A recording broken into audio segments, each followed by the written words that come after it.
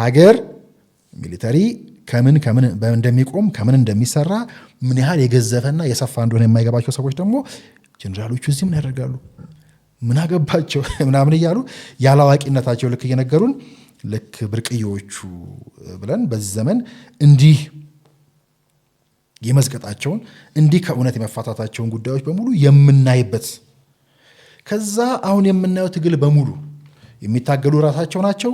ከዛ ሌሎች ደግሞ የተማመኑት በሙሉ እነኚህ የጦር አበጋዞችን መሆናቸው በየብሔራችን የሚደራጁት እነኚህ የጦር አመራሮች መሆናቸው ከዛ እያንዳንዱ ቦታ የሚደረገው ትግልና እንዲህ ያለው መንግስት ግልበጣ ደግሞ ጫንቃ እነኚህ ላይ ቆሞ የሚደረግና እነኚህን ተማምኖ የሚደረግ ከመሆኑ አንጻር በቀላሉ የሚታይ አይደለም። ይቻላል ወይ? ለዛ ነው ለንጽጽሩ ይሄድ ነውና በትግራይ በኩል ራሱን ችሎ በደንብ የሚታይ ግን እጅ ማስገባት ጠቅላይ ሚኒስትሩ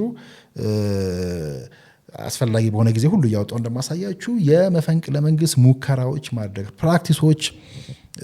አፍሪካ ውስጥ መኖራቸው በዳታ ጠቅሰው ምን ያህል መፈንቅለ መንግስቶች ተሞከሩ፣ ምን ያህሎች ተሳኩ። ኢትዮጵያ ውስጥ ለውጡ ሲመጣ እንኳን እንደዛ አይነት ሳሞራ ሌሎችን ባመሰገኑበት ልክ ሙከራ ግን አልነበረም ማለት አይደለም። አንዳንድ እጁ ማስገባት የሚፈልግ ኃይል አለ፣ እጃችሁን ሰብስቡ የሚሉበት ከዛ ይሄ ከሆነ እንግዲህ ወደ ቤተኛ ባይተዋርነት ወደ ውስጥ ትግል ወደ ውስጥ አርበኛ ስንሄድ ደግሞ ብዙ ዓመታት ቀድመው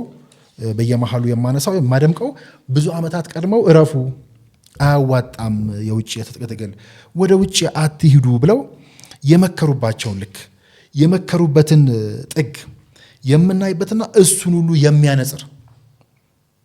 እነኚህን ሁለት ጀነራሎች በማሳያ በማስረጃ በፋክት ያየሁትን ብቻ እንደጻፍኩት ስናይ